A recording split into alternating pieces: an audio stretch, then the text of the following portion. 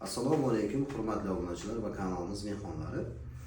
Xudo xolasa, o'zi avval va'da berganimizdek mioma haqida aytib bermoqchi edim. Mioma kasalligi nimadan kelib chiqadi?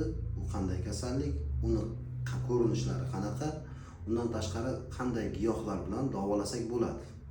Gapni qisqa qilamiz. Mana bu matkani tasavvur qilasizlar. Matka, bu kasal matka.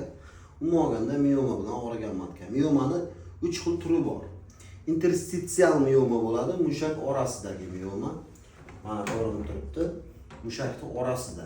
O'zi faqat matkani mushagining ichida bo'ladi mioma. Undan tashqari subseroz mioma bo'ladi, oyoqchalisi bo'ladi. Subseroz mana oyoqchasi bilan chiqib turibdi, matkadan tashqarida bo'ladi. Subseroz, undan tashqari subseroz qorin pardani tagida bo'ladi. Undan tashqari submukoz degani ichki tomonda degani. Submukoz qavat mana submukoz mioma bo'ladi. Ichki qavatni o'ralgan endometriy bilan yoki submukoz oyoqchali bo'lishi ham mumkin. Mana oyoqchasi bilan bo'rtib chiqib turibdi ichkariga. Demak, tashqariga ham osilib chiqishi mumkin ekan mioma, ichkariga ham osilib, matkaning ichida ham bo'shlig'ida ham osilib oyoqchali bo'lib turishi mumkin ekan. Undan tashqari matkani mushagining orasida ham bo'lishi mumkin ekan. Hozirgi kunda ayollarimizda interstitial mioma ko'p uchraydi. Mana shu mushakning orasida uchraydigan mioma ko'p uchraydi. Endi miomani kelib chiqish haqida gaplashamiz. Mioma qanaqasi kelib chiqadi? Umuman olganda ayollarda orgazmning pastligidan kelib chiqadi. Ko'proq abort qildirishdan kelib chiqadi ayollarda. Umuman gormonlar o'ynashdan kelib chiqadi. Estrogen, progesteron miqdorini oshib ketishi natijasida qanday hosil bo'ladi? Buni etiologiyasini hujayra darajasida qaraydigan bo'lsak, yana bunga e'tibor beramiz. Mana shu qismda bekorga paydo bo'lmayapti. Avvaliga bitta tochka paydo bo'ladi. Qora tochka paydo bo'ladi. Bu o'zgargan hujayra. Mana shu hujayra o'zgarib qoldi. O'zgarib qolgandan keyin buni o'sishiga sabab bo'ladigan narsalar bor. Bulardan bittasi insulin bo'ladi. O'zimizning insulinimiz.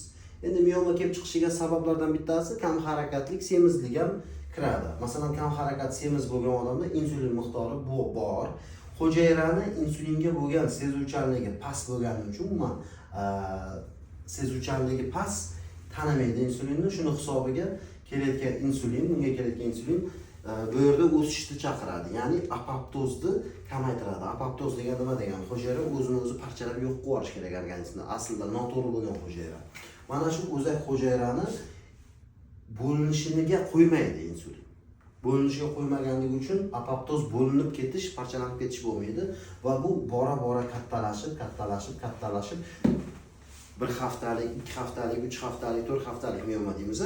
Kattalashishiga qarab shunaqa deyiladi o'zi. Endi mioma borgan sari kattalashib boraverar ekan, odamda klinik belgilar beradi, yuzaga chiqaradi. Ya'ni ayollarda qorni chiqib qoladi. Xuddi homilalarga o'xshab, shuni hisobiga 1 haftalik, 2 haftalik deyshadi. Qorni chiqib qoladi. Yo bo'lmasam ayollarda ko'p qon ketish belgilari bo'ladi. Ya'ni siklda o'rtasida ko'p qon ketib qoladi yoki qon ketishini vaqti uzoqroq bo'lib qoladi. Undan tashqari qornni pastga qarab tortib og'rishlari yuzaga keladi. Qornim og'riyapti deydi, borsa mioma kelib chiqqan bo'ladi. Demak, mana shunaqa klinik simptomlar bu miomani katta kichikligiga qarab bo'ladi. Kichik holda mioma bo'lsa bilmasligingiz ham mumkin. Mana shu holatda bizda bemorlarda o'zgarishlar bo'ldi, natijalar bor. Bu natijalarni endi men kameramdan o'zlariga ko'rsatib beraman. 39 santimetrlik, 39 millimetrlik degani, millimetrlik mioma 20 millimetrga tushdi. Buni o'sha samarqandlik ayolda kuzatilgan. Endi bu narsalarga sabab bo'luvchi narsalarni bildik, miomani o'zi nimaligini tushundik. Umuman olganda miomani endi qanaqasiga bu tarkibi o'zi nima degan savol tug'iladi. Mana shu dumaloq qoralar nima o'zi bu? Nega bu mioma deymiz? O'zi nega mioma degan savol bor. O'zi matka 3 ta qismdan iboratda. Tashqi qavati bo'ladi, perimetri deyiladi. O'rtada mushak qavati miometri deyiladi. Uning ichidagi qavati endometri deyiladi. Endometrioz degan kasalim bor deb ayollar keladi-yu. Ulardan shu ichki qavatda endometriy qavati bor. O'sha endometriy qavatini o'zi ham 2 qavat. Bazal qavat bo'ladi, doim bo'ladigan qavat, ustki ko'chib turuvchi qavat bo'ladi. Bu funksioniruющий qavat deyiladi. Ginekologlar bo'lsa to'g'ri deb aytadi. Funksioniruющий qavat tez-tez ko'chib turadi. Hayz sikli ham shunga bog'liq. ko'chib turishiga bog'liq. Keyin bu gormon sevuvchi hisoblanadi bu miomalar. Estrogen miqdori ko'p bo'lganda mana o'saveradi, xohlagancha razmerini olib o'saveradi. Estrogen miqdorini pasaytirsangiz, pasayadi. Endi insulinning yana bitta yomon xususiyati bor. Mana shu hujayralarda insulin nima qiladi? Apoptozni pasaytirishdan tashqari, bo'linishni pasaytirishdan tashqari, bularda estrogenni sezuvchi retseptorlar bo'ladi. Umuman matkani o'zida ham bor retseptorlar. O'sha retseptorlarni keladigan oqsillar bor. Bunday yopib qo'yib bloklab qo'yadigan oqsillarni bloklashini to'xtatib qo'yar ekan. Insulin shu xususiyati bor ekan. Giperinsulinemiya bo'lganda undan qonda insulin miqdori oshib ketganda shu narsa bo'ladi.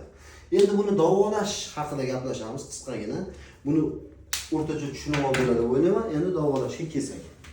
Ko'pchilik joyda eshityapmiz, oxirgi paytlarda davolash uchun mana bu doridan foydalanyapti ekan. Krasnaya shotka degan doridan foydalanyapti ekan. Mana ko'rib olishingiz mumkin.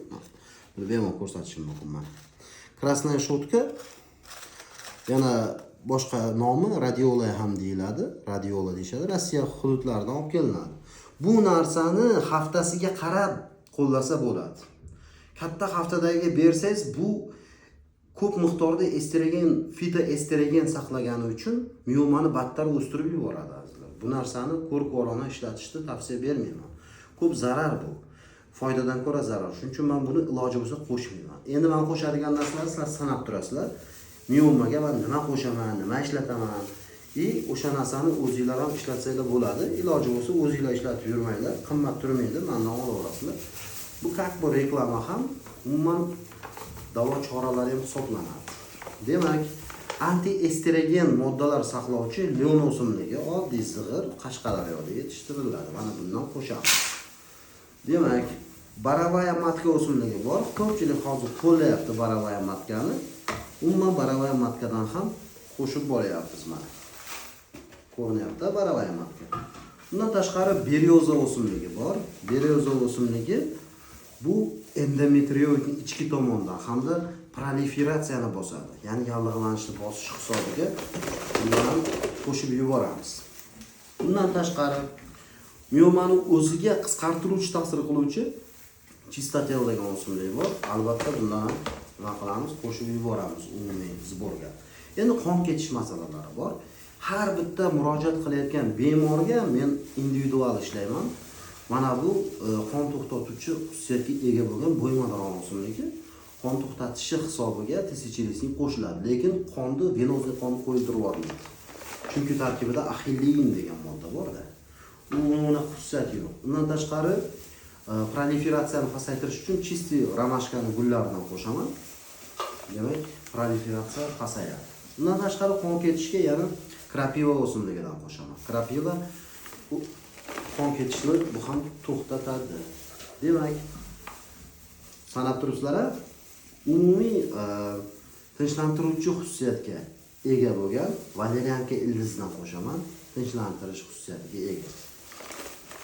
Miomadagi og'riqlarni pasaytirish maqsad, bilyapsizlar. Proliferatsiyani likopin saqlovchi gul, chiroyli gul, kalendula o'simligidan qo'shdim.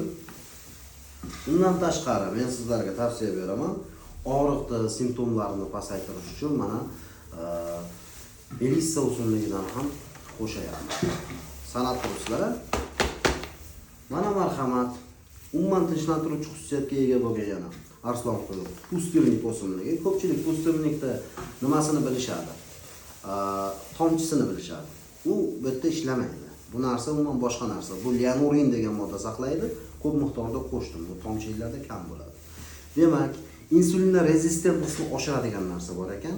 Bu ham bo'lsa, sikoriy qo'shyapman. Insulin rezistensiyasi oshib, hujayraga apoptoz bo'lsin. O'sha narsa yemirilishni boshlasin. Undan tashqari yana qon to'xtatish xususiyatiga ega bo'lgan sporish qo'shilyapti. Sanab turgan bo'lsanglar. Demak, yana e'tibor beramiz. Berberin o'simligining moddasini saqlovchi zirik barglari barbaris qo'shiladi. Barbaris ham qonni ketishini oldini oladi. Undan tashqari protivoonkologik xususiyatga ega. Endi protivoonkologik xususiyatga ega dorilardan kurkuma qo'shiladi, onkologiyaga qarshi oddiy miyomani o'sishini ham nima qiladi? To'xtatadi. Bundan tashqari yana protivoonkologический dori bo'lgan garetznini degan giyoh bor, bu ham qo'shiladi. Bundan tashqari bu yerda estrogenlarni retseptorlarni ko'rsatuvdi va qizil bilan bosh videoni boshda o'shani bloklaydigan rastorovchani shunaqa xususiyati bor ekan, bloklaydigan. Demak, rastorovcha o'simlik bilan ham qo'shaman. Undan tashqari miomaga keladigan qon tomirlarida o'sish kuzatiladi. Neoangiogenez deydi, buni doktorlar yaxshi biladi. Neoangiogenezni to'xtatadigan narsa bu albatta oddiy uzunlik po'stlog'i bo'ladi, ustki qavat. O'shandan ko'proq yeb turinglar, bu tekin maslahat. Undan tashqari qora sedana ham angiogenezga ta'sir qiladi, qon tomirlari o'sib borishini bloklaydi. Miomasi borlarga juda ham muhim davolanish davomida. Endi juda ko'pchilik maqtagan chaga o'simligi, chayniy grip ham deymiz. Chayniy gripdan albatta maydalab undan ham qo'shaman. Chayniy grip ko'proq onkologiyalarga ishlaydi, pochkaga yaxshi foyda qiladi. Undan tashqari miomaga chayniy gripdan ham qo'shaman azizlar. Demak, insulin rezistentlikni tushuntirib berdim. Uni pasaytirishga Ceylonskiy koritsa qo'shaman. Kassiyadan farqi, kassiya bir qavat qattig'i bo'ladi, Ceylonskiy koritsa qimmat narsa bo'ladi. Ham umuman insulin rezistentlikka yaxshi yordam beradi azizlar. Mana hammasini qo'shdik, to'plamni yasadik. Mana shu to'plamni qanday iste'mol qilamiz? Miomaga qanday yordam beradi? Demak, buni men yopaman og'zini. Mana shu ko'rinishda siz azizlarga yetib boradi miomani dorisi. Demak, bu narsani ishlatishdan oldin buni ochasizlar. Ochganingizdan keyin bir sirli idishga solasizlar, alyumin bo'lmasin.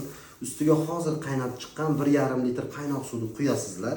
Damlamani qopqog'ini yopib qo'yasizlar. 1 soat turadi, 1 soatdan keyin dokadan o'tkazib kun davomida ichaverasizlar. Demak, shamasi qolib ketgan shamasini tashlab yubormaysizlar, xalodilnikka qo'yib qo'yasizlar. Ikkinchi kun shamasini olib, yana 5 minut o'sha sirli idishda qaynatib, keyingi safar qaynatamiz ekan, qaynatib ikkinchi kun ichasizlar. Demak, mana shuncha mehnat 2 kungagina yetar ekan. 2 kungagina yetar ekan. Xuddi mana shunaqa mehnatdan sizlarga 6 ta paket qilib beraman. Mana shunaqa 6 ta paketni 12 kunga yetkazasizlar. Inshaalloh, mioma qisqarganimizda bu narsa yana ham ko'pchilikka manfaatli bo'lsin, chunki oxirgi paytlarda sovuq ko'payib ketdi, ko'p noto'g'ri davolanishlar bo'lyapti. Bu narsani boya tushuntirganimiz krasnoy shotkalarda ichmanglar. Mana shu zborda sizlarning holatingizga qarab, miomanglarni qanaqa ko'rinishiga qarab, qaysi turi ekanligiga qarab aniqlab o'zingizlarga e'tibor berib tayyorlab beraman. Raqamim 90lik 349 05 30. Bemalol murojaat qilishingiz mumkin. Hammaga shifoy komil, sog'lik tilagan holatda sizlar bilan doktor Ibragimov. Sog' bo'linglar.